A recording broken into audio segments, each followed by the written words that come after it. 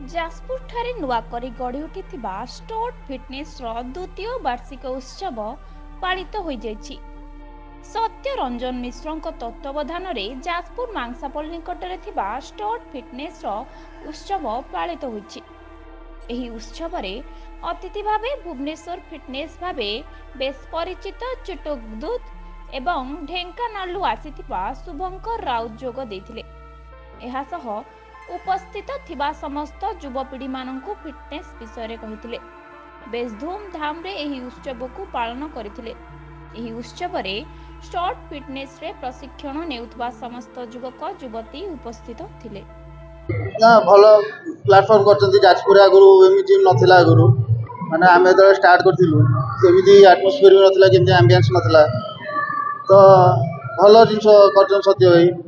तो माने भलो खाଇବା खातु शॉर्टकट प्रति बेसी किए कौन कला कि कौन है कौन से सब जिन भल खाया खातु भल वर्कआउट करूँ भल रेस्ट नियंतु निश्चित भल फिजिक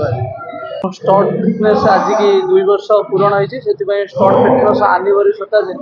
मोर सीनियर जो मैंने बहुत दूर आज आसी स्टॉर्ड फिटनेस गोटे लक्ष्य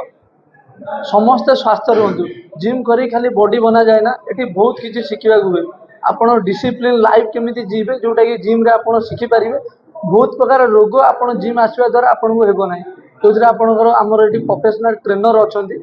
आम समस्त की निजर बोली भाविकी जिम रे ट्रेनिंग दो आ जिम गोटे मात्र लक्ष्य समस्ते सुस्थ रुहतु कि जिते जन आम कतिक आसुँच समस्ते सुस्थ रुहतु। आजिका युव समाज जो भाया निशा द्रव्य बाहर घुरुची जिम आसवा द्वारा से गुड़ा आप उपकरण अनुसार कमिबार लगी आमर गोटे सुख से चली पिला मानकर बहुत जिम प्रति आग्रह बढ़िबारु जिम धीरे धीरे आगु को बहुत ग्रोथ कर युवपीढ़ी एक्चुअली आजिका डेट रे युवपीढ़ी फिटनेस एते आडिक्टेड ना तो मुझे कहबी कि फिटनेस आडिक्टेड हूँ निजक फिट रखु मैंने आजिका डेट रे बहुत जंक फूड सब जिन बाहर खाई पिला पूरा अनफिट रोचे तो फिटनेसटा करने बहुत कॉन्शियस रुहति निज फिटनेस आउ डाइट फाइट सब मेंटेन करती तो